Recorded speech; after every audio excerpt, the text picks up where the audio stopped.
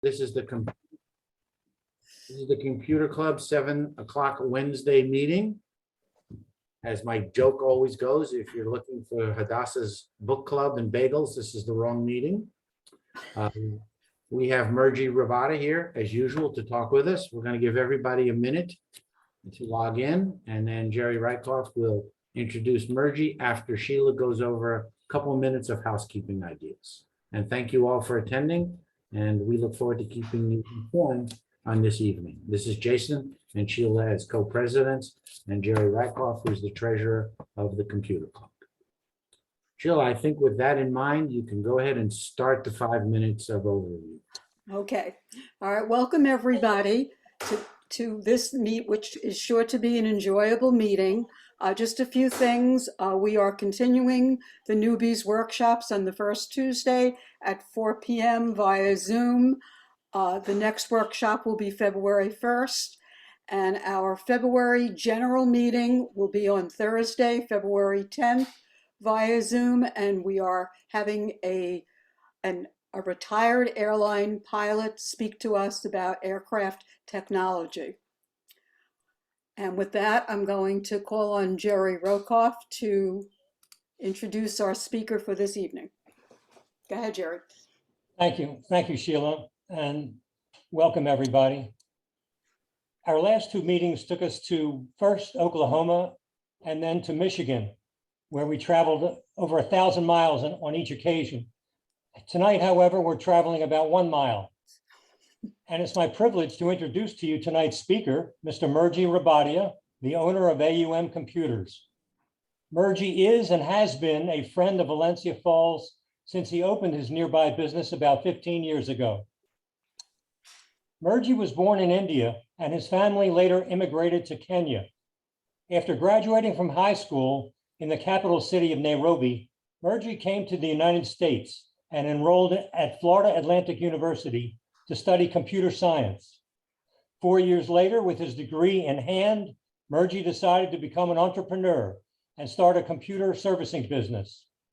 Today, his well-established business, located in the villages of Oriole Plaza, offers a wide variety of on-site and remote services for PCs and Macs, including computer repairs, virus, spyware, and adware removal, website design, and search engine optimization. In addition, it sells both new and pre-owned equipment. Murji is here tonight to discuss a number of important topics, including buying a new computer, the latest operating system releases for PCs and Macs, and data security. So Murji, the microphone is now yours. All right, thank you everyone for having me here.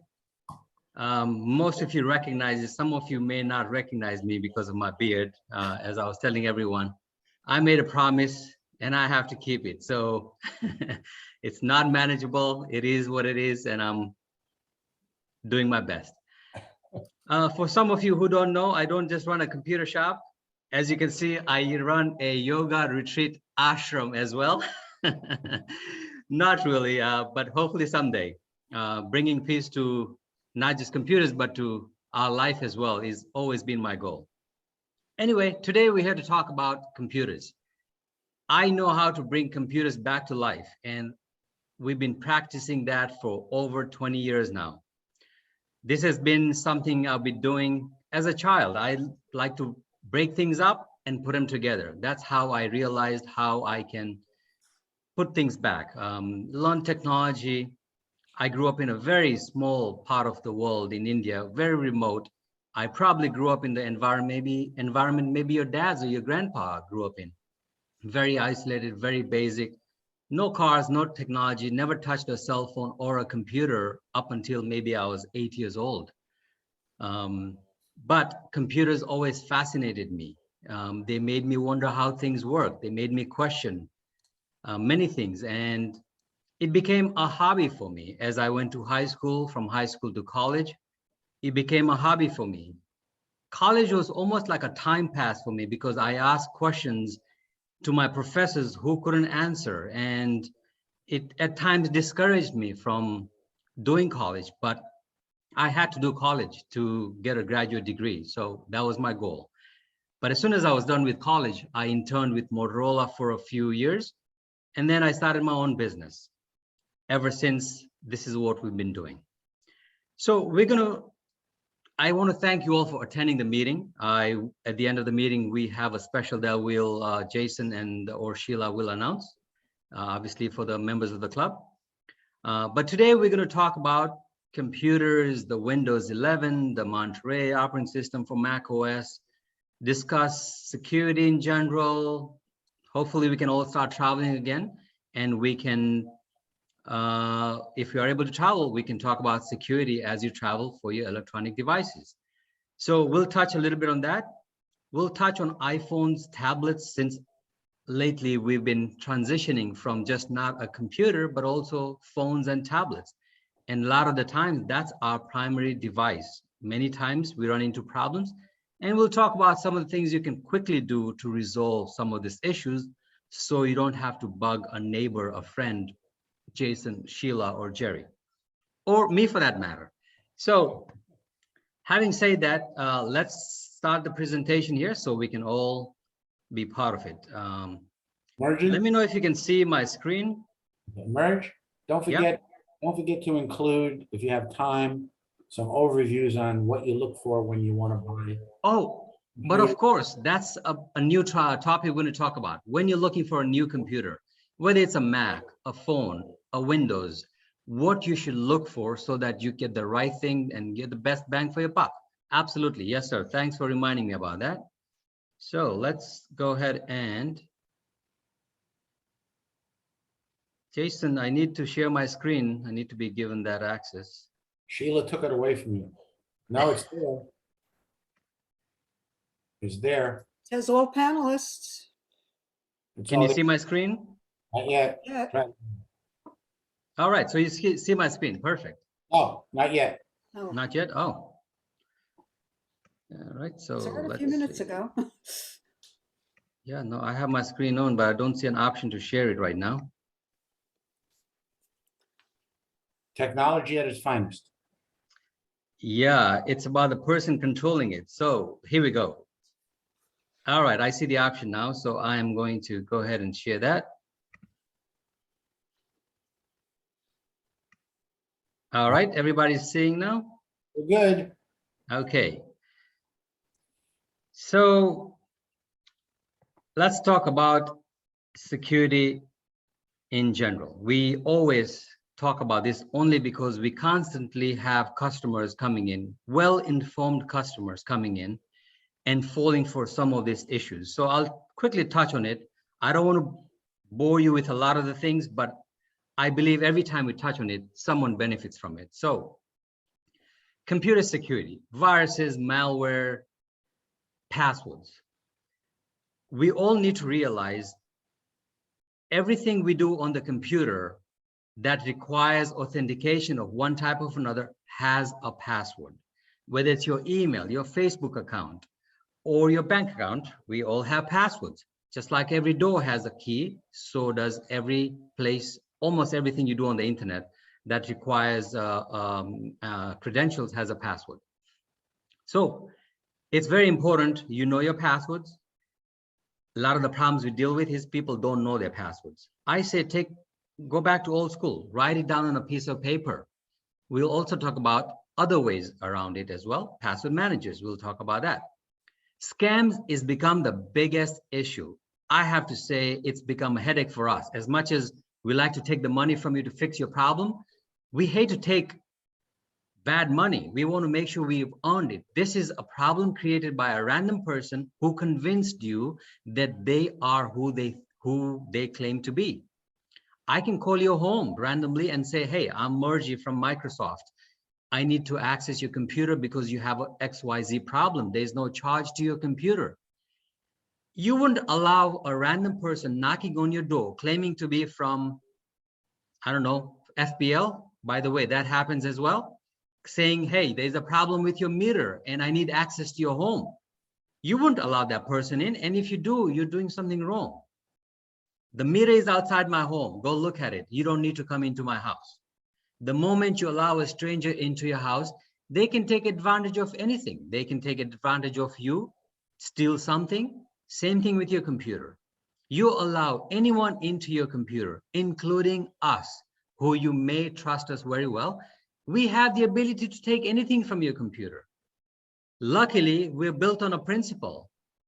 We do not do that. We've never had a case with that kind of a problem. So we're blessed with good employees and good heart not to do that. Unfortunately, not everybody is that way, especially the scammers. They come in calling you, emailing you, texting you. Hey, you purchased so-and-so from Amazon. We like to refund because it looks like you might have not ordered it or your credit card was stolen. It's very simple. There's many ways these people can convince you. Please do not allow them to get into your computer. You can talk all you want. I don't recommend it because they are so good. They will convince you to allow you to get into your computer.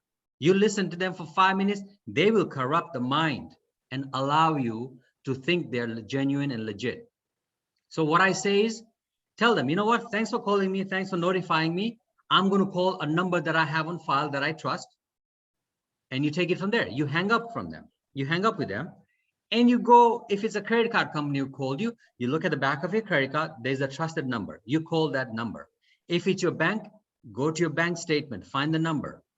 Call a trusted friend. Do not get on a website searching for the number, because when you do that, you are falling for a problem that they've laid out. When you look for a number, usually the top few numbers you will see will be advertised or scamming numbers. So when you call this number, you think you're calling a number that belongs to Microsoft. It's not. It belongs to somebody who claims to be Microsoft. Luckily, Google has done a good job of getting rid of a lot of this. But the problem is you can't trust your computer because you might have a computer that's infected where the search results that you're getting are not genuine or legit. They're not from Google. They're from a compromised search engine. So that's why when you have this kind of a situation, your best bet is to call a trusted number that you have. If you don't know, call us. We will get your number we have on file that's trusted. Email us or find a friend you can rely on. Second thing, gift cards. Anyone asking for a gift card, including your grandchildren, don't believe it, because you know what? Their computer may be compromised and somebody is sending an email on their behalf asking you to send them a gift card because they are stuck or whatever it is. I've had many cases where companies have compromised and they've asked for gift cards. Why?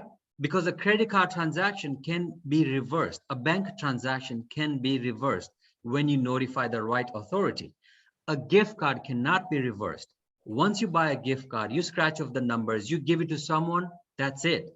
That money went from you to them, and there is no way to trace where it went, and there is no way to refund. I'm so glad many of you have wisened up and you don't do this anymore, but I still get a few customers. I would say at least 4, 5, 6 customers a month. And we see a lot of customers, so it's not a big percentage. But we're talking about thousands of dollars. We're not talking about $50. I've seen people buy thousands of dollars of gift cards and given it away. And I said, well, good. Next time I need money, I'll come looking for you because I know you can do this. And I genuinely called them in about a month to see if they'll fall for the same scam. They were bitten, so they're usually careful, but it takes only 6 months or so before the human mind forgets and we become very vulnerable. Be very careful. Please don't fall for any of this, because this money doesn't go to you or to a good cause. It goes to a bad person who is being encouraged to do this on a regular basis. So to summarize, don't fall for a bad email, bad advertisement, like a bad email like this. This is an email claiming to be from Netflix. Most people will think, yeah, it's Netflix because it says so. Well, not really. If you really want to know if it's from Netflix or not, look where it's from. It's from some random email. The name of the person claims to be Netflix, but look where it's from. It's from some XYZ ABCD domain. It's not a netflix.com or netflix.net domain. Now, if you were to fall for this and you click where it says click here to update your payment method, it will take you to a website that looks just like Netflix. but it's not Netflix. They want you to type in your name and your password, whether it's right or wrong. They will accept it because they don't care about it. They will take you to the next page, which says, okay, type in your credit card information now because your old credit card is expired or is no longer valid. They are waiting for you to do that. So do not do that. Best case scenario, call the Netflix number you have on file. Get it sorted out. If you don't want to do that because you don't want to talk to somebody because it takes so long nowadays, go to netflix.com, a trusted website, and log into your account and update the information. Here's another example, Bank of America. Poor Bank of America, in our building, a lot of customers get affected. They send them to us saying, go get your computer checked, make sure it's clean before we can release your account back to active. Why? Because they fell for this scam. Look what it says, to undisclosed recipients. And look at the email. It's from some person from Comcast.net claiming to be Bank of America. You know very well, this can be Bank of America. Bank of America has your own private email. I don't even trust email from Bank of America because it's so easy. Having taken computer science course, we were also taught how to ethically hack a computer. I can easily pretend and get an email out from Bank of America, but it wasn't from Bank of America. So what I'm trying to say is, before you click on a link, don't just trust it. You're better off calling the company, good old way, call the company or go to the website you trust. If you're not sure about an email that you receive, whether it's a good email or bad email, and you don't want to bother someone, including us, forward that email to this email we have. It's help@aumcomputers.net. Why? Because when you send it here, at no charge to you, we will within 24 hours, usually within a few hours, reply to it, giving you our 2 cents as to whether this email is genuine or not. You can also use this email to get in touch with us for other questions you may have. Sometimes you don't want to call in because we only have 2 ears. We can only talk to one person at a time. And we only have an X amount of hours in a day to talk to so many people. But when you send us an email, we can quickly reply to it. Because you can easily go through 50 emails in an hour and reply to it. So we can certainly do that as well. So keep that email. Any issues you have, you can call us. You can even call us saying, hey, Murji, I need help with my computer. Can I schedule an appointment for Wednesday afternoon at 2 o'clock? We'll reply with an appointment with that time or at other times we have available. You can call us saying, hey, can you check this fax I received? People have been getting faxes, by the way. The scammers are so good. They will knock on every door in your house. They will get hold of your text messages. They will get hold of your fax machine if you have one and send you a fake fax. They will even send you mail in your post office claiming to be so-and-so. Scan it, take a picture, email it to us, text it to us. Our number is right here at the bottom, 561-880-5678. That number is textable. You can text us. That text goes to all the text and we reply to it. Here's another example of an alert you might get on your computer. It fills up your entire screen. There is no way to close it. Usually, I tell people, shut down your computer, put it back on, and that should have gone away. If it comes back, then maybe we need to look at your computer. But usually it doesn't come back unless you went to a bad website or clicked on a bad link. But basically what these guys are trying to do is forcing you to call that number. They left you with no way to close the window. Now, there's many ways of forcing a window to close, but we will always forget what that shortcut is when we need to, but we always know how to shut down a computer. Hold the power button down for 5 seconds, your computer will turn off. And then wait a few seconds and put it back on. You don't want to do this all the time, but when you have no choice, that's the best thing to do. I know you have a lot of questions and we'll get to the Q&A when we get to that stage. Jason, unless you want me to answer questions in the middle, I'm free to do that. Otherwise, we'll wait till the end. I think the best answer is to the end. And just as we're going to do 2 things. There's a Q&A in the middle. Anytime you have a question, please go ahead and write it in the Q&A as Murji is talking. So when the time comes, you don't have to remember what you wanted to ask him. And if Murji has already covered it, we can just ignore the question. Also, at the end, we may try to raise the hand and ask a question online. That may get a little complicated with the number of people, but if anything comes up, just put it in the Q&A and we'll look at it as soon as Murji's ready for that. Sure. All right, so let's quickly go over some of the things you can do to your computer to make sure it's secure. We all know bad emails come in, bad websites exist. We make very simple passwords. We don't have an antivirus on your computer. And things happen that are beyond your control. Data breach. You may have an account with Yahoo. Their servers got compromised. So the password you have with them got stolen. Nothing wrong you did, but Yahoo's account got compromised. So what happens now? Yahoo sends you an email. Hey, your account was compromised.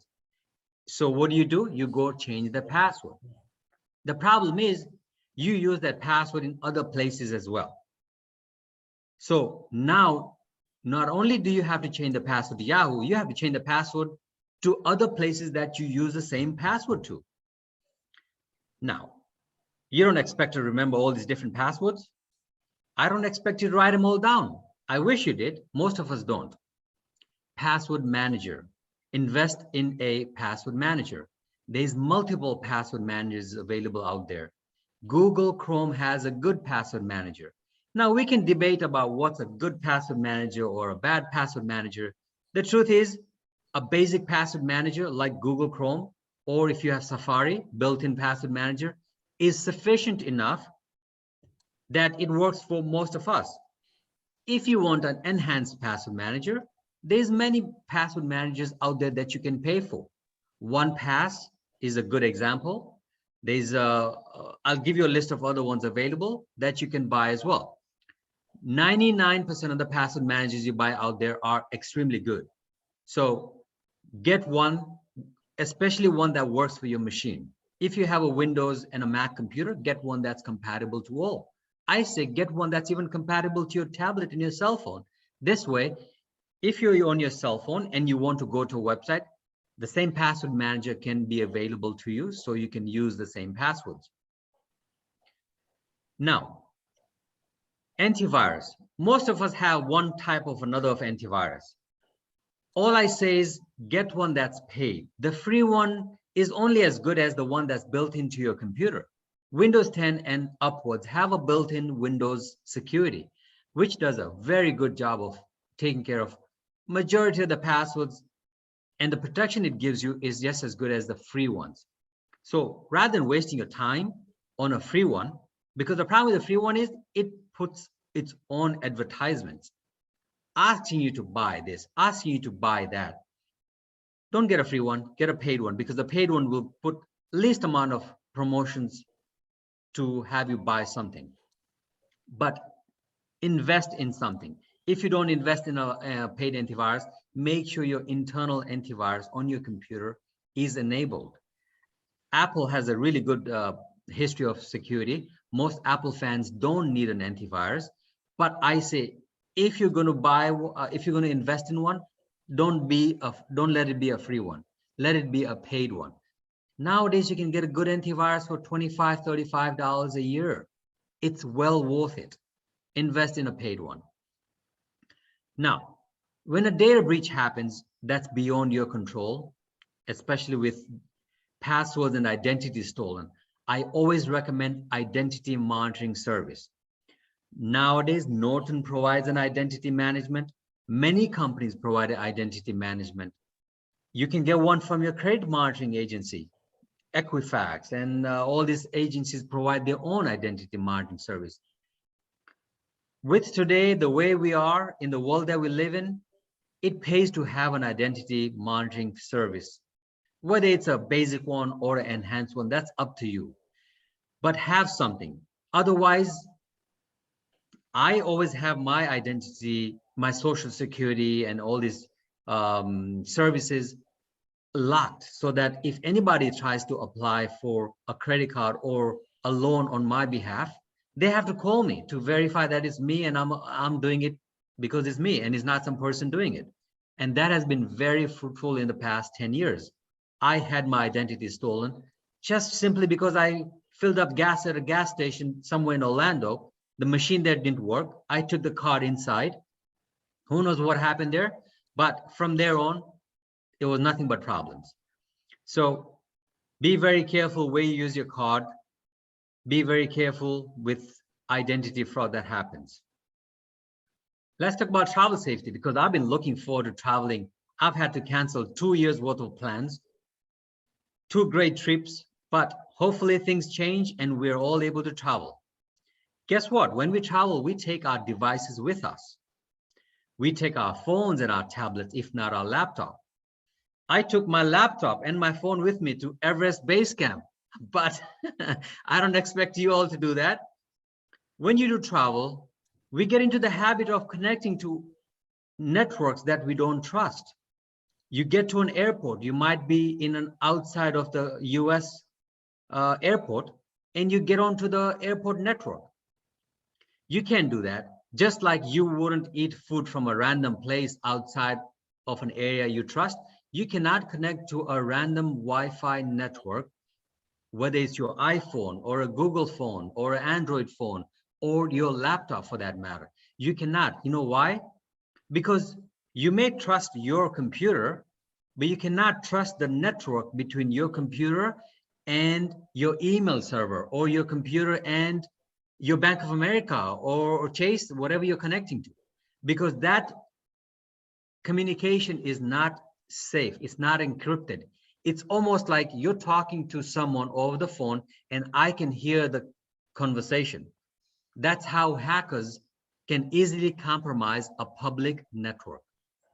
So if you must travel and you must get onto a network, don't try to get onto a wireless network. And if you have to get onto a wireless network because your cell phone has no coverage when you're traveling, then you need that data to be encrypted. So what do?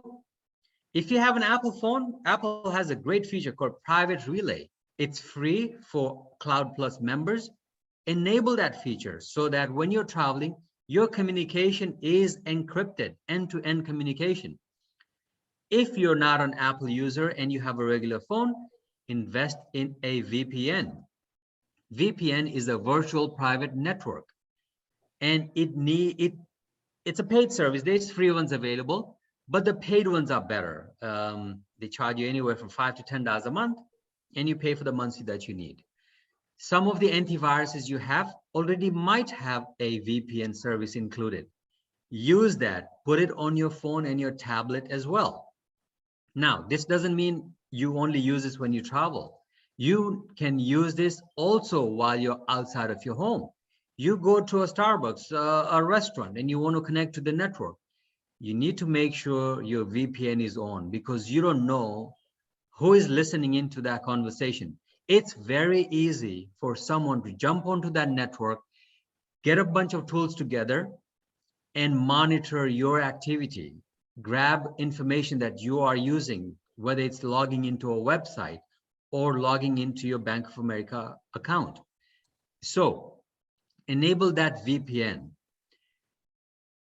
Now, a lot of people ask me, what if I don't connect to a Wi-Fi network and I'm just using my cell phone and the network that's on my cell phone with my cellular company? Then you don't necessarily need a VPN. VPN is only if you are getting on a network that's not trusted, which means you're getting on a non-private network outside of your home. Airports, restaurants, cafeterias, or the well-known Xfinity Wi-Fi that we all connect to. That network is open, but it's not secured. You need to secure the account, the communication. Virtual private network. If you need help, we always help our customers enable that as well, and we have several options available we can talk about. If there's one that you like, we can work with that and help you set that up as well. All right. Now we have computers, just like we all age. Computers age, computers get a software update, get corrupted, get viruses, we drop computers. All these kind of issues happen out of our control. Nowadays with Windows 10 and 11, a lot of these updates are automatic. So what happens is these updates compromise your system and you end up with something you didn't want. So you get a blue screen of death and creates bigger problems. It tends to create a problem to a point where your computer is so badly corrupted that you need to restore it to a few days ago.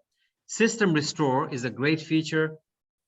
Time Machine on Apple is a great feature to take your machine back. It only works if you set it up. You have to set these things up. Backups is a great place to invest in so that you are able to take your computer back in time. A few days ago, a few months ago, whatever you want. Invest in a backup system. Let's see.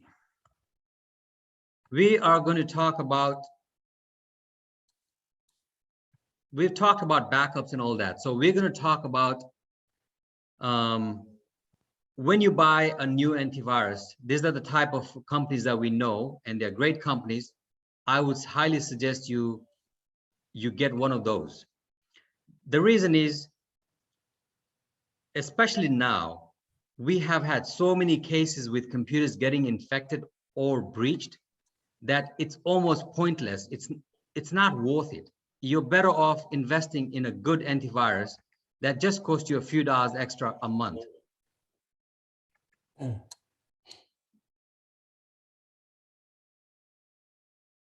Let's see, I lost my presentation. Sorry about that. I'm getting back onto it now. You see, computers have problems. I wasn't kidding. Hey, Here's mine. Murji, Jason, do you mind just filling it in for a minute, please? Sure. What Murji was talking about your Wi-Fi networks, we all have access to something that everybody should register for. Not only is it called Xfinity Wi-Fi or Wi-Fi, what is it actually? It's in, I think it's called. Yeah, it's Xfinity Wi-Fi, I believe. But if you register your product, the wireless capacity for Comcast is called Xfinity. And if you log into your account and you log into that Wi-Fi when you're traveling at Starbucks or around the corner, that is the secure Wi-Fi. It is not the public Wi-Fi that Xfinity has. A couple of things, so that is something important. One other thing that's interesting while Murji is fixing his thing, Sheila, why don't you take off share screen and then stop a share screen and then reinstate the fact that he can share a screen. Okay. The other thing you want to think about. Yeah, share screen is available. It is? Took it off. Wait a minute. Let me just tell him. Back. Okay, it's back now. All Yeah. right, so I can jump back in whenever you're all ready. You're ready. The other thing for those of you that have some hearing issues, one of the new features of Zoom, it's Yeah. called closed caption. It's on the bottom or the side. You'll see CC.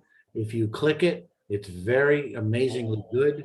It will actually put everything that Murji is saying in words if you're having trouble hearing him. Other than that, Murji, are you ready to go or you want me to keep on? Yep, I'm ready. Here we go.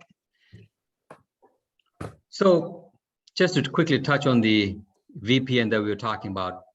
Jason, I know you mentioned the Wi-Fi network. I still have to verify if that network is a secure network. The Xfinity Wi-Fi that I know is a public Wi-Fi. It's secure to a certain extent, but it's not encrypted with a password. And we'll talk about this offline, but it's the other network. One is called Xfinity, and that you have to register, sign in with your credentials. It has to recognize your credentials. Once it recognizes your credentials, it's supposedly a secure network. Okay, so I have to test that because what Xfinity has done lately is so that non-Xfinity members do not jump on that network, they've made sure that you register with them so that only people who have an Xfinity account of some kind at home are able to get onto it. But that's about it. There's no security in terms of encryption on the data from their own, but we'll verify that later on. Going back to the VPN. So what a VPN does is it encrypts the data between your computer, your device, and the internet, wherever you're going, so that no third party can listen in or see what you're doing. All right, so now that we talked about that, let's go ahead and talk about some of the companies that offer the VPN service. These are some of the companies that we use. They're pretty reputable. None of these companies are the greatest. They all have a little issue here and there, just like any other antivirus program. But we're not looking for the best of the best. A basic average VPN service does pretty well for most people. All right, so let's talk about computers. It's all about the hardware, as I say. The hardware in the computer is what makes your computer, how reliable it is, how fast it's going to be, how much capacity it has. So I like to compare a computer to a human person. You can see on the right-hand side, what we have is a person and a computer parts labeled. So the CPU is the brain. The hard drive is our storage, our memory. The computer seems to have two forms of hard drive. We seem to have it too. We have a short-term memory and a long-term memory. Short-term memory is what we refer to as RAM, random access memory in long. Hard drive memory is where once you save something, it stays there and is stored until you delete it. The processor is the most important, usually the most important component, because when you buy a computer, unless you're buying a custom build or a gaming computer, which most of us don't, most of us are buying an average computer that will last us 3 to 5 years. The CPU is not upgradable. And if it is, it doesn't pay to. So I tell my customers, it's not about what you need today. It's not about a computer that works for you today. It's about buying a computer that will work for you in year 2, year 3, year 4, and maybe even year 5. As time goes by, programs, newer and newer operating system and newer programs require a bigger and a bigger processor. So I tell customers, buy the next level up.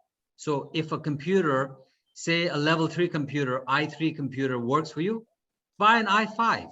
It'll cost you a little more, maybe a $50 to $100 more today, but it'll be a good investment so that in 2 years' time, you're not going to outgrow the computer. You can still afford to fix that computer if something goes wrong, or put some money into a new operating system.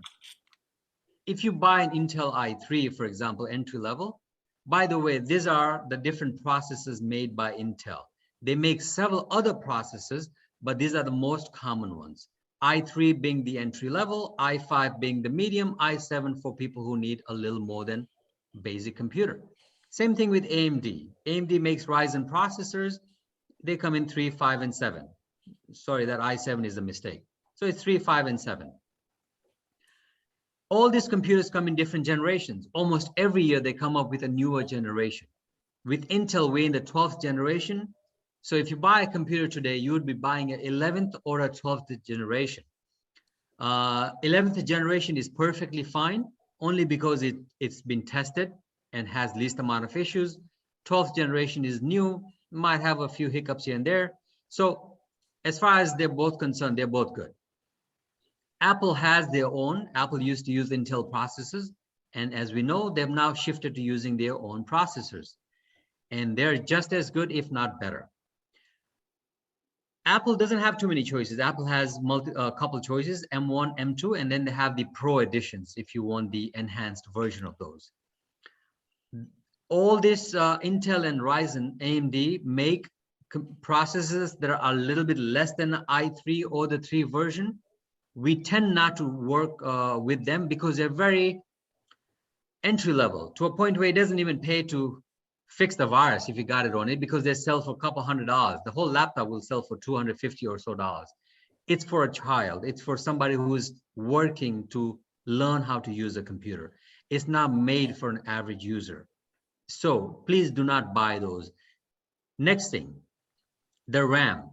The RAM memory is upgradable. The RAM is determines how many programs you can run at the same time, how many browser tabs you can have open at the same time. Most people don't need more than 6 gigabytes. 12 gigabytes is plenty enough. It is upgradable, but why pay down the road to upgrade it when you can pay a few dollars more right now? When I say few dollars, I mean 30, 40, 50 bucks more right now to buy a little more than you need right now. So if 6 is enough for you, go for 12. Because when you buy the computer, it costs you less to have that memory built into it than to have it done later on. Because later on, wherever you take it, they will charge you not just for the part, but also for the labor to open up the computer to do the upgrade.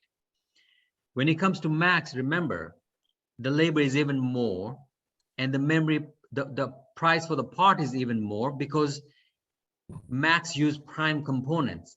Getting to them takes a long amount of time. So especially if you're buying an older a Mac computer, buy the best thing you can at the time of buying the computer. Now, let's talk about the hard drive, because this is the component that wears out the most. If you're buying a computer that does not have a solid state drive, rather it has a traditional drive.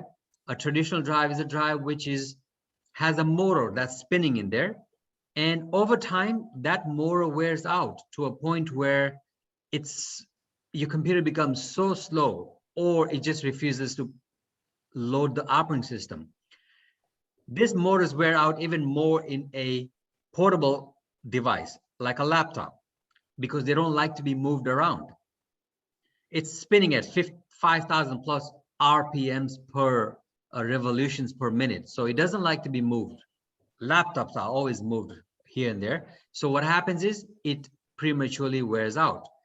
Solid state drives, on the other hand, do not have a moving part.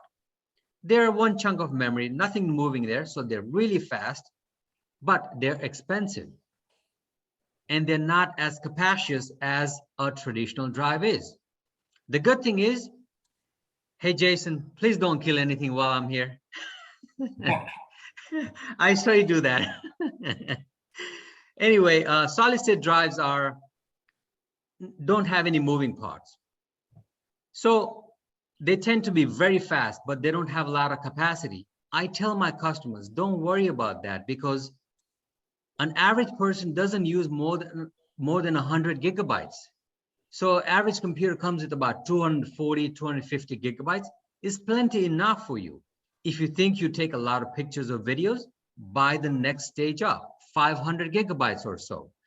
Nowadays, solid state drives have come down in price, and a lot of computers now have a solid state built in. But don't fall for that salesperson trying to sell you a computer that does not have a solid state drive. Buy one that has built in.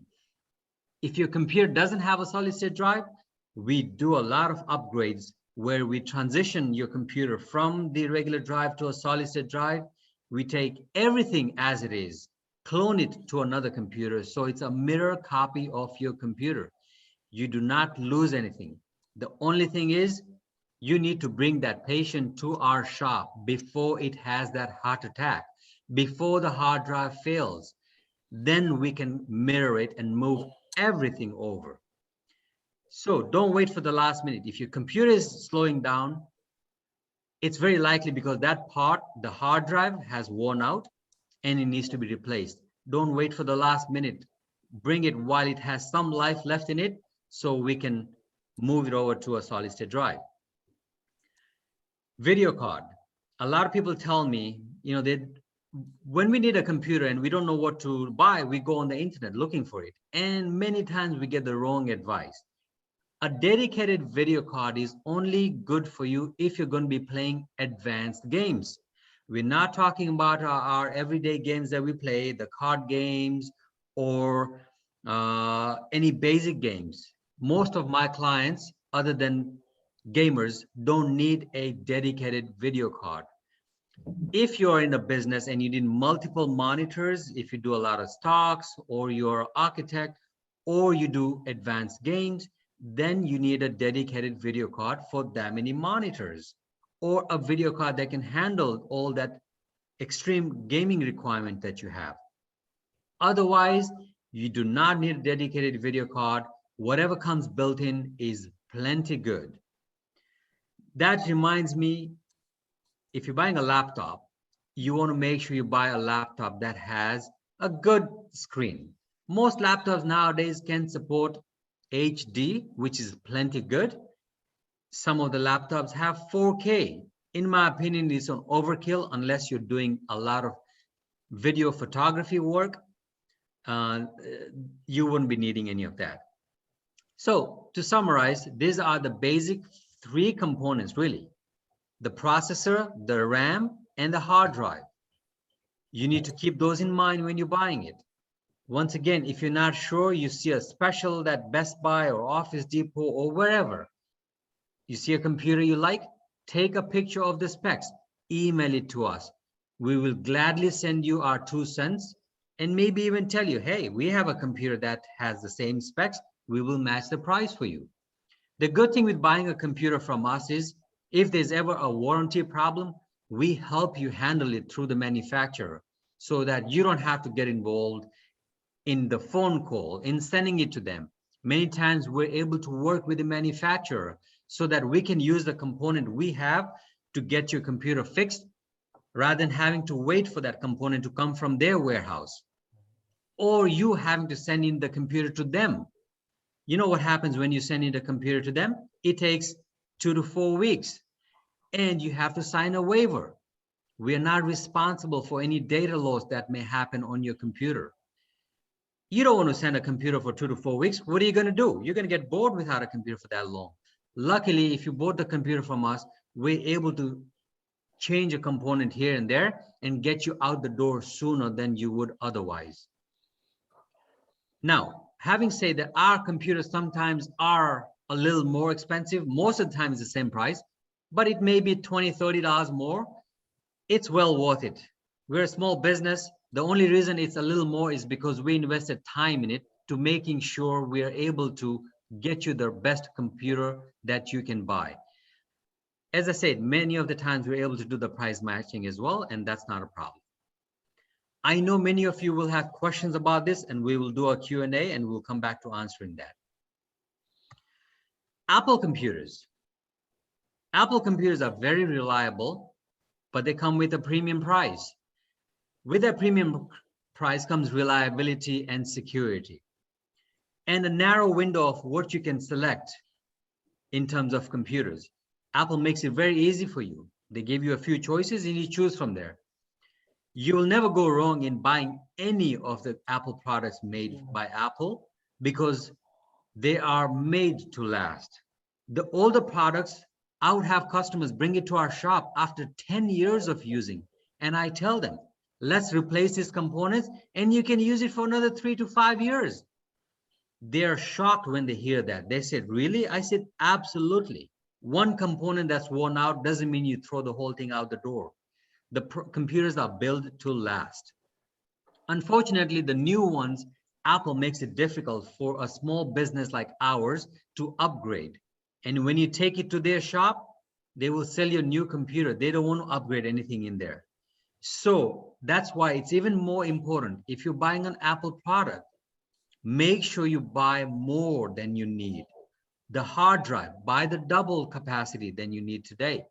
Memory, buy double capacity than you need today. That way, you don't have to worry about upgrading the memory. A lot of the MacBook Airs, you cannot upgrade the memory. So make sure you buy what you need 2 or 3 years from now, rather than right now. I know you're going to have questions about this as well, and we can discuss those. MacBook Pros and iMacs are upgradable. They're just so labor intensive. Invest the money when you buy it so that it can be done right when you're buying it. All right, I don't want to bore you too much with the hardware. Let's talk about the software. We all know Windows 11 is out for people using Windows computers. The good thing is Microsoft has finally realized people like Mac computers. People have Android phones. So what they've done with Windows 11 is they've taken it a notch up when it comes to compatibility. Now you can install a lot of the Android apps. So if you have an Android phone, whether it's a Google phone or a Samsung phone, Asus phone, Android operating system, some of the apps that were only available to that device, not all, but some of those popular apps are also available and will run on your Windows 11 computer. Same thing with, well, not the same thing, but almost getting there. They want to try to merge or get some of the apps available to Apple computers be available to Windows 11 as well. You can see the look. They've tried to transition it to an Apple look so that you have a small taskbar at the bottom with icons you use like on an Apple computer. They've introduced the Windows Store. Windows Store has always been around there, but they've made it more prominent so that you can easily get the apps you're looking for. They've revamped and made the security even more better so that you don't have to go looking for security right away when you buy a computer. It comes with built-in, ready to go.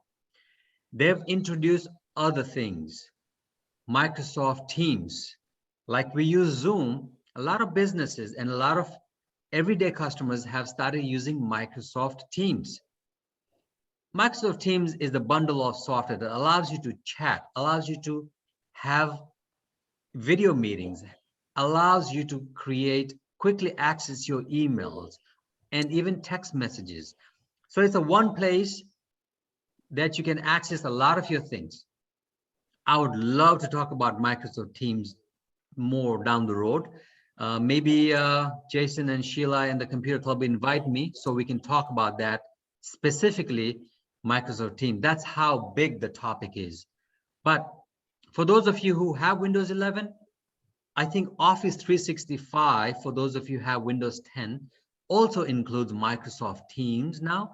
I suggest you download it, create an account, and play with it. There's a lot you can do from there. It's a one place to access a lot of things from there. I know you have a lot of questions about Windows 11. The problem is not a lot of customers have installed Windows 11. New computers do come with Windows 11 ready to go.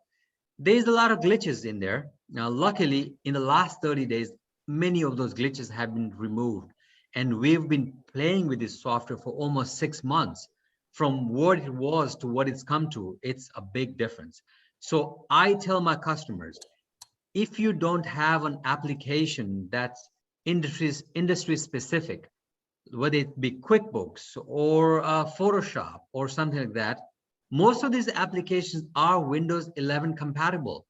Before you upgrade to Windows 11, they have a compatibility website you can go to check to make sure that your computer meets the requirement. Not just the computer hardware, but the software.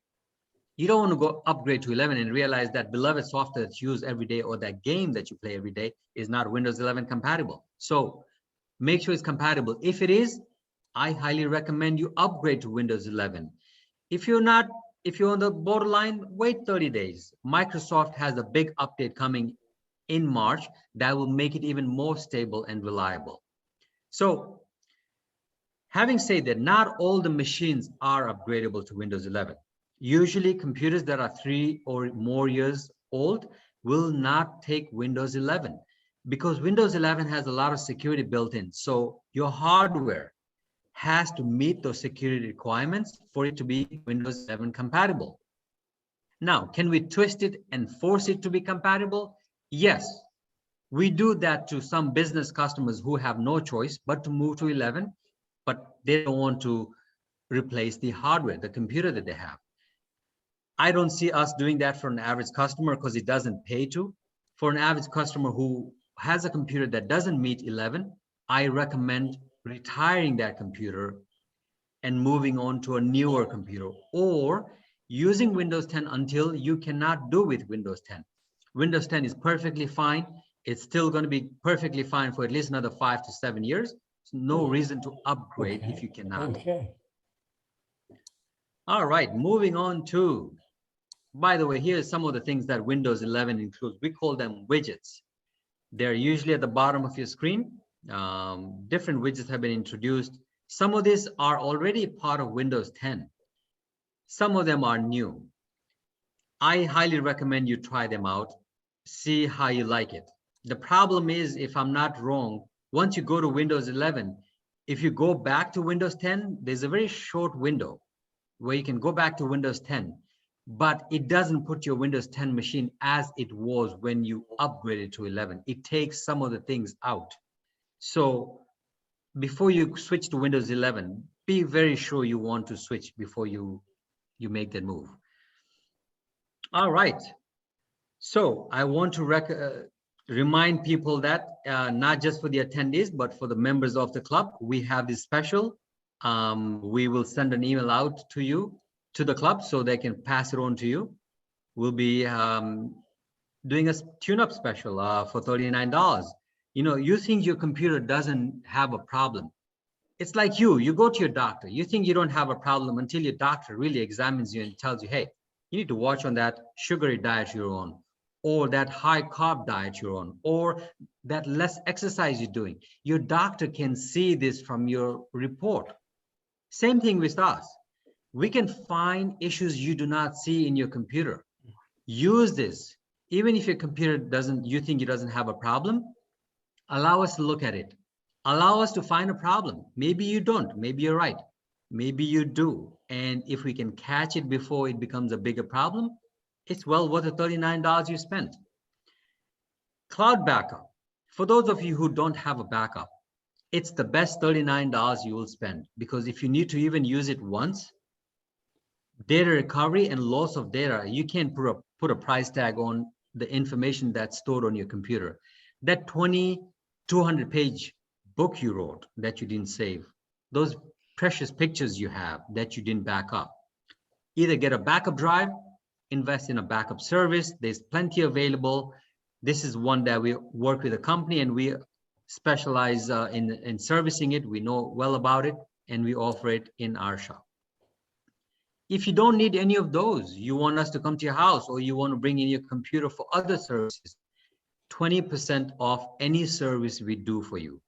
This is a way of thanking you for allowing us to virtually come to your house and see that we can help you, whether it's your TV, whether it's your phone, whether it's your iPad or your computer, help you in anything we can. I didn't forget about the Mac, Monterey. I haven't switched my computer yet to the newest Mac OS system only because some of my apps are not compatible. I have another machine in our shop we've switched on to. We've been using it for a long time. Very stable, very secure, very beautiful operating system. I highly recommend for those people who haven't switched, let's switch it, because look at all these features that they've introduced. FaceTime, you can share play, you can watch a movie together with your friends, you can listen into a song all together. So many things you can do together. This COVID times has separated all of us, but thanks to Apple for thinking outside the box by bringing us together. Who would think of playing a movie together on FaceTime? Now you can. Sheila, you know better. Messages. So many new features they've introduced. You can share messages. Easy way to get access to the messages, pictures that were sent to you over the messages. You can pin favorite messages. So many great things. I highly recommend you play with this. You know, if you don't play with these things, you don't realize what you're missing out on. You know, people tell me, oh, if I play, I'm scared I'll make a mistake and ruin my computer. So what? At least you learned something so important. If you don't fall down, you don't know how to get up. Learn to make mistakes. It's okay. Learn to do all these things. And if you're scared of doing them, back up your computer. That way, if there's a problem, we can always tell your computer to go back to a couple of days before. If you delete a file by mistake, we can always get that file back. So don't be scared. Play with these features. A very important feature, I love Apple only because of how much they do for the safety of the user, how much they take time to introduce features that go against the norms of the industry. They will fight on your behalf and tell the government, No, you're not getting the data. I don't care who you are. Apple has a technology that they have introduced, which is called the HTTPS. HTTPS, in short, encrypts the data on a website between you and the website. So if you're going to yahoo.com and Yahoo doesn't have HTTPS security, Apple will force it, will enable it on your behalf. So even if a website doesn't have it, Apple has the ability to do it now. Now, most websites have HTTPS built in. Not all websites have it. The fact that Apple has taken the stand to make it a mandatory thing has taken care of a lot of problems. They have introduced even more features that prevent tracking. So a website cannot just track you. You're looking for that mattress that you've been eyeing for a few months. You're waiting for a sale. You won't see all those advertisements now all of a sudden show up on your email or on a website you're visiting. Apple takes care of making sure companies are not able to track you. A lot of companies have had a problem. Google, Facebook, Snapchat, all these companies make money by monitoring where you go, what you do, what kind of emails you get, what kind of content is in your email, so they can sell this data. That data is so valuable. They can sell that data to other companies who pay millions of dollars for this data. The problem with some of this data is it's very intrusive. So Apple does a good job of making sure they cannot get to the data unless you allow them to. Safari has a built-in feature that takes care of a lot of those things. No one can access your data without your permission. Live text. I love this feature. It's so hard to explain until you try it. I highly recommend you play with it. To give you a quick example, you take a picture of a poster. It has writings, whether it's in my language of Gujarati or in Chinese or in French. You took a picture. Live text has the ability to you took a picture of a restaurant with something written on it and some phone number. Live text has the ability to recognize that's a phone number on that picture. You can touch that number on the picture, and it will allow you to make that phone call. So you don't have to remember that number and type it in. Or if there's an email in there, it has the ability to capture that email right out of the picture and start sending an email from there. Or if you have a translation program built in, it has the ability to recognize that language that says namaste in my language and translate it for you as to what it means or what that language is trying to convey to you. So you take a picture randomly and live text will allow you to do that visual lookup. Beautiful way of taking the picture and making it into a readable text.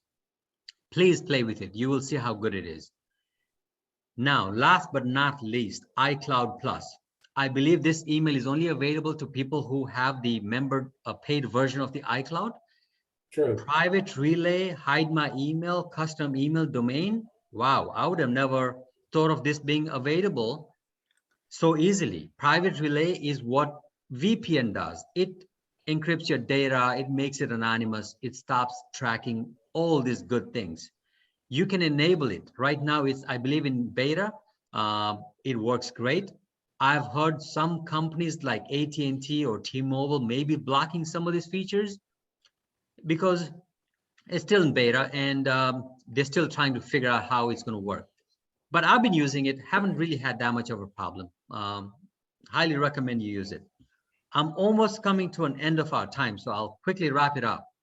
Hide my email. This is such a beautiful feature. I don't want to share my email with a random website just because I went there, but I want to register for a special that they may have and I want to get that special.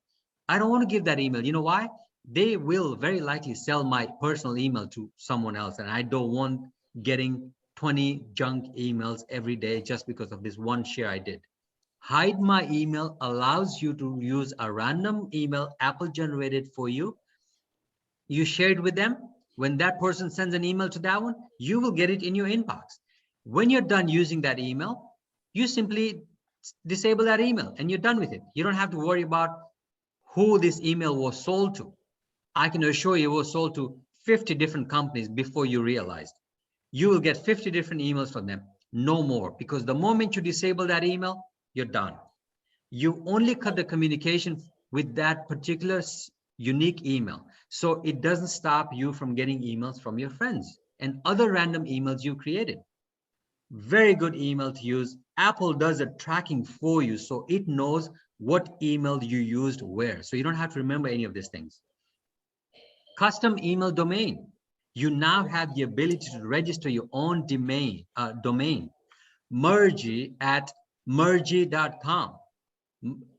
Jason at jason.com. You can do that now. You can invite your family members to join you so that they can use your custom domain. So you have the Jason family or the Jerry family, Sheila family, and so and so. Custom domains are so beautiful. Highly recommend you use them. It has even better security built in. Now, I know we don't have too much time for Q&A. I'm really sorry I took so much time.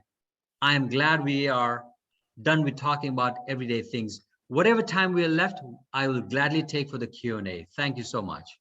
Thank you, Murji. That was a great presentation. I'm reviewing the questions. Two things have come up. Murji specials we all take advantage of. As the computer club, starting in the first part of February, you need to be a paid-up member of the computer club in order to take advantage of the AUM specials. In the next week or so, we will be sending out an email to all people who have interest in the computer club of how you can take advantage of the AUM specials and how you can become a member of the computer club. It may or may not involve continuation of dues as the club has done. But this way, Murji can verify that you are a member of the computer club before he offers you the wonderful services that he has, especially at a discount, because he can't do it from Kilimanjaro without some money. In any case, I'm going to summarize some stuff for you, buddy. So here we go. A bunch of virus questions. Yes, I'm seeing the questions here as well. So go ahead. I've skimmed through them. Okay, I'm gonna merge a few of them. Great, thank you. I have Windows Defenders. Do I need a virus protection? What's one of the better securities that you have? I have Yes. Do I need antivirus on my iPad? And then we'll skip the VPN till the next question. So those three questions are all about viruses. Absolutely. So I like to compare a computer to a human body. We live in a world with COVID. I understand there are people who don't want to get a vaccine, but majority of the people who are immunocompromised some way or the other have received the vaccine of one type or another, or have other immunities that are built up, whether it's from an exposure or from the diet they eat or whatever it may be. The point is, there's viruses everywhere, whether you have an iPad or whether you have a Windows computer or a Mac computer. Murji's body is more stronger than maybe Jason's body is, because Jason's diet may be different than Murji's body. We all have different immunities, but none of us are immune to all the viruses out there. So I say this, when it comes to security, invest in a little more than you need. If you're questioning whether you need security on your iPad or your computer, the answer is yes. You do need security. If you're doing as simple as checking your email on that device, yes, you need security. People tell me, oh, it's just a basic email. It's not like I get any great emails. But what people don't realize is the email is a big door to other accounts you have. If you forget your password to your bank account, I hate to keep bringing the bank up, but I want to awaken everybody up so they can realize how serious this is. If you forgot your password to your bank or your credit card account, what do? You say, I forgot my password. What do? They send an email usually to your email. Do you see how the two are linked? So if your email gets compromised, your bank account can be compromised, your credit card can be compromised. So what I'm trying to say is, if you do even the basic things like checking your email on those devices, yes, you do need an antivirus. And as I said, nowadays for like 35 to 40 bucks a year, you can get up to 3 devices covered under one account. Please do it. But as one of the direct question is, for most of us, do you think if we have a Windows computer, Defender and Malbytes is sufficient? Yes, so the answer is if most of you check your email on that computer, or even do as basic as logging into a credit card company. Yes, it's important because here's the thing. A Windows Defender is a very basic antivirus. It's good and great if you just play games on it and just do reading news. Anything that requires authentication, meaning you need to type in a password, even if it's your Facebook account, it needs enhanced protection. Windows Defender does not provide enhanced protection. You need a extra layer of security on it with better phishing protection, with better firewall, with better identity protection that those paid antiviruses give you. All right, since you're seeing the questions, Yes. a couple on VPNs. Should I use a VPN all the time or only when I travel? So best to use it when you're at a non-trusted network, meaning you're not at your home because your home is a trusted network. You're at a friend's house, which is a trusted network.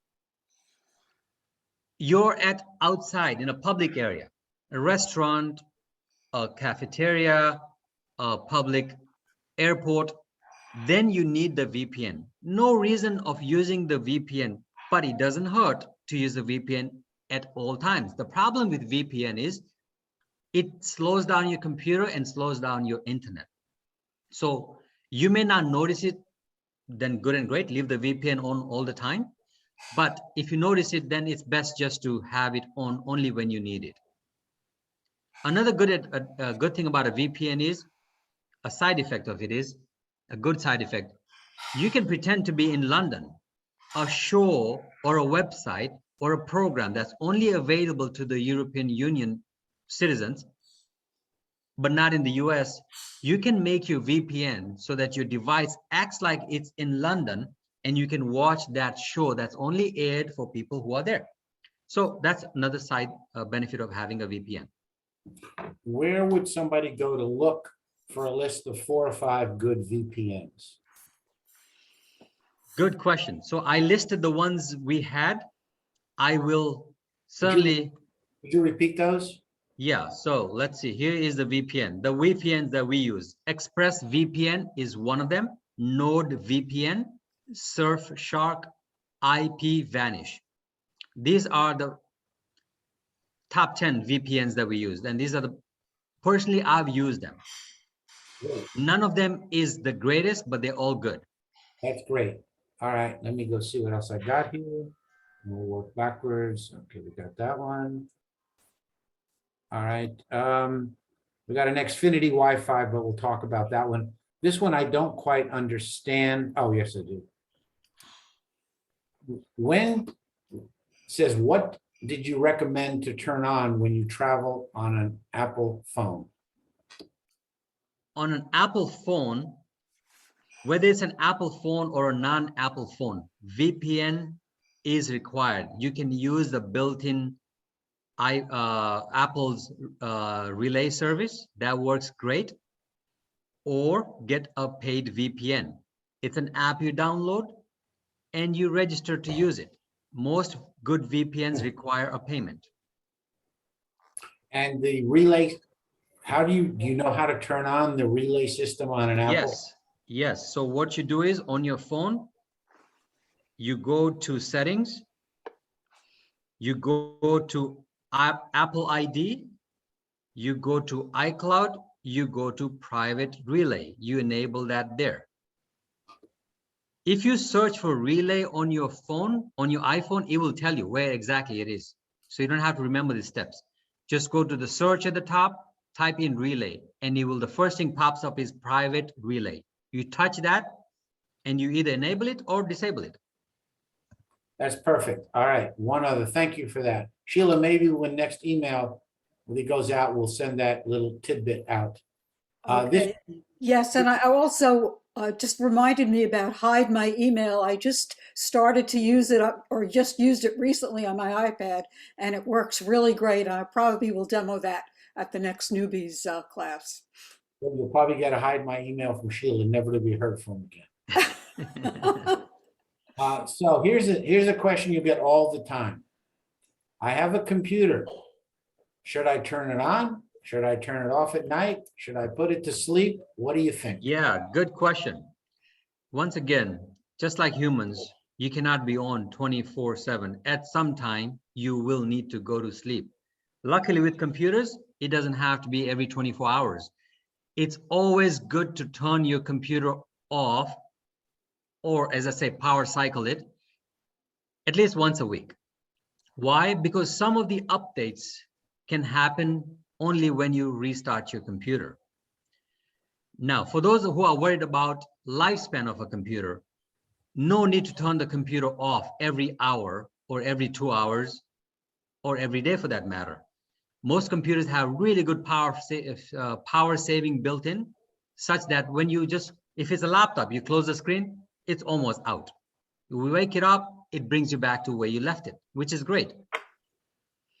Get into the habit of restarting your computer at least once a week. And talking about laptops, don't leave it plugged in every day of the month. Once a month, disconnect your laptop, whether it's an Apple computer or a non-Apple computer. Disconnect your power cord from the laptop so that your battery is being used. Drain the battery down to about 20%. Plug it back in and leave it on until the next cycle, the next time you do it. Do that at least once a month. That will make sure your battery doesn't have any charging, discharging issues. Even the good batteries nowadays have that problem. So do that once in a month. That's a great suggestion. And I just unplugged my laptop. Thank you very much. And by the way, do that to your phones and tablets as well. You won't realize how much better your phone works after you restart it. Not every day, but once a week. It brings in more life into it, is what I've seen. We have a question about, and then I'll have to send this out to an email because I can't find it. But it says, how I looked it up and I sent you an email. The Xfinity is a secure email from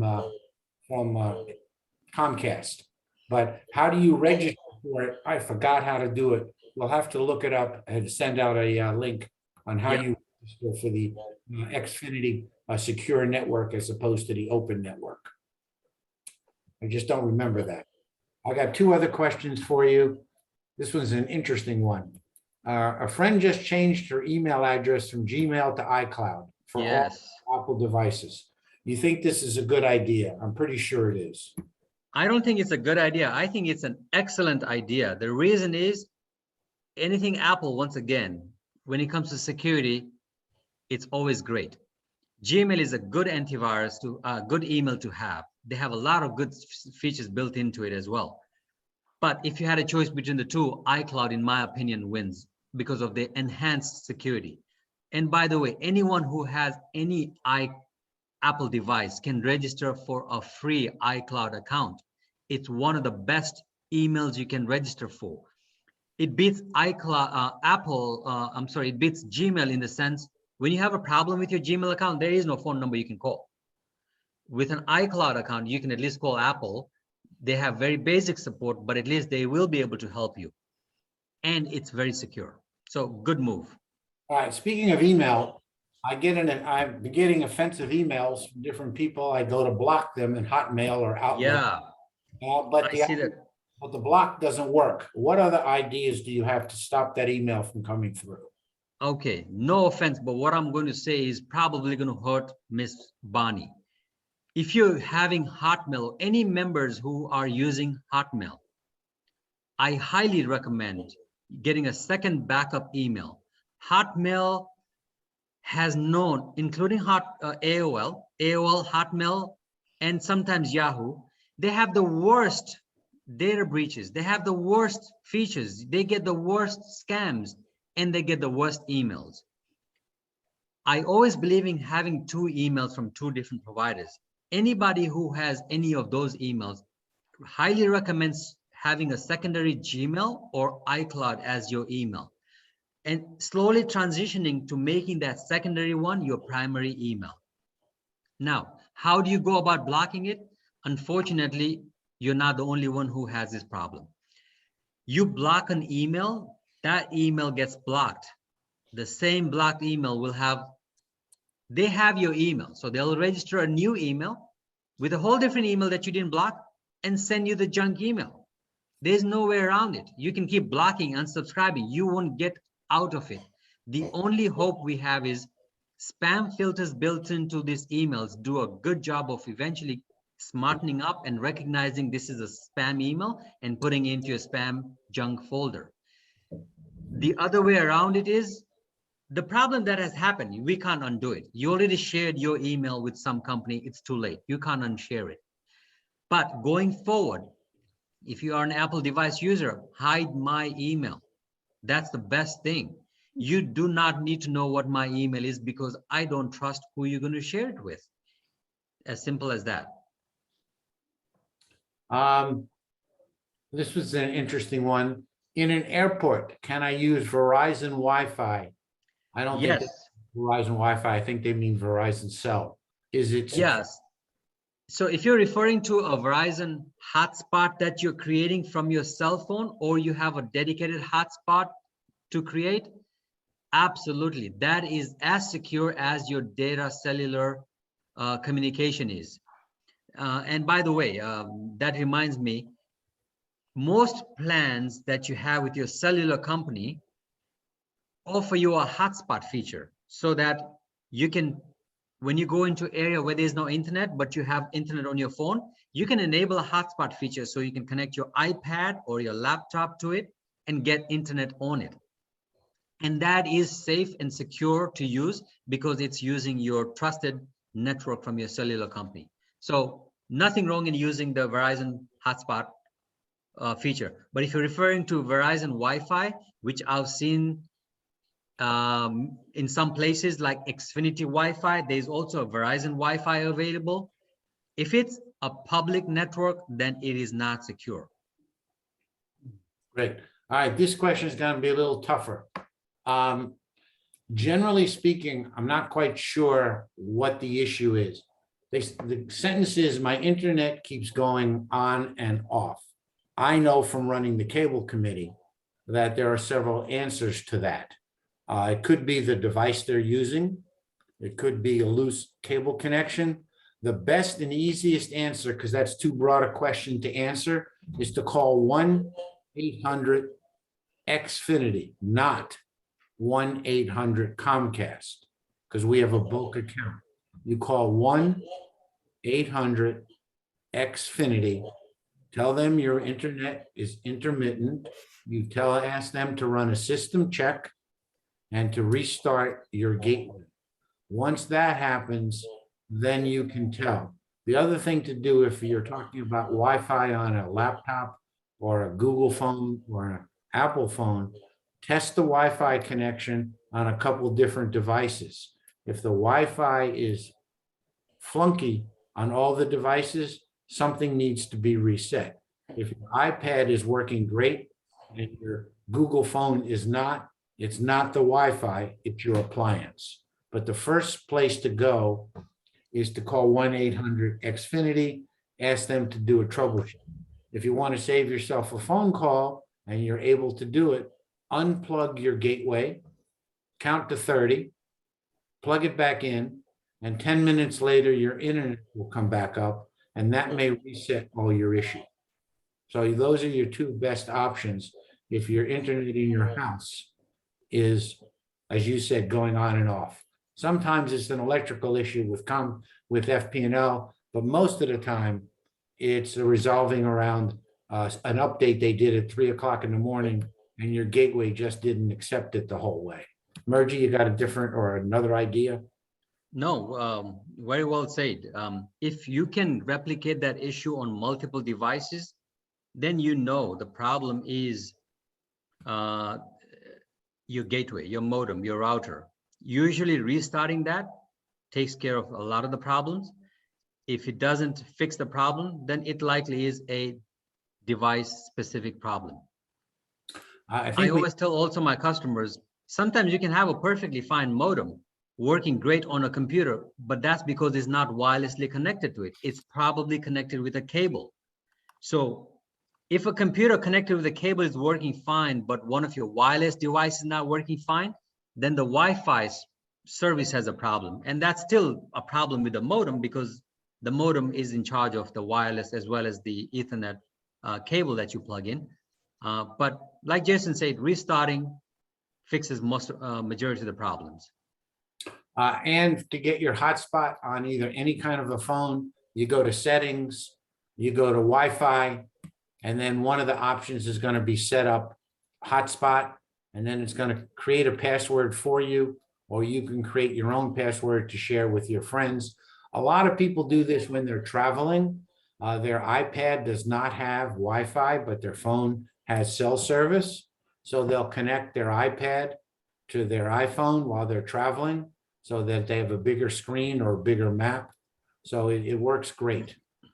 So Yeah, so basically what it lets you do is it lets your phone act like a router for your other devices so that they can get internet. The phone basically shares its internet with these other devices. Yep, it's It basically has its own special password that it creates and a special name, and it will tell you what all those are in those settings that Jason mentioned. and it will use your data.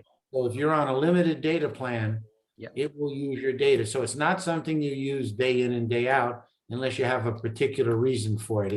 It's a special circumstance for traveling or other situations. But like your internet goes down and it's really important that you get something done and your phone is too small and you want your iPad to do it. And you connect your iPad to your phone, and your phone is connected to the cellular network, and then that'll allow you to go out to the internet. With that in mind, Murji, as always, thank you kindly. Any parting wisdom words? Yeah, thank you so much for having me. I look forward to seeing you all in person. Hopefully the next meeting we have will be in person, and I will look different. So thank you so much. Thank you for having me. It was our pleasure. Thank you. Good job, Murji, as always. Do we need malware for the iPad? Yes, you do. Now the malware, they have an app for it. You can download it from the App Store and activate it using the license. Malwarebytes has multiple licenses. There's a family license and a single user license, but it can be upgraded. So yes, you can, and you should do it. Thank you. Everybody have a safe week, and we look forward to seeing you in person, hopefully this year. Take Yes, care. sir. All right. Good night, everyone. Good night.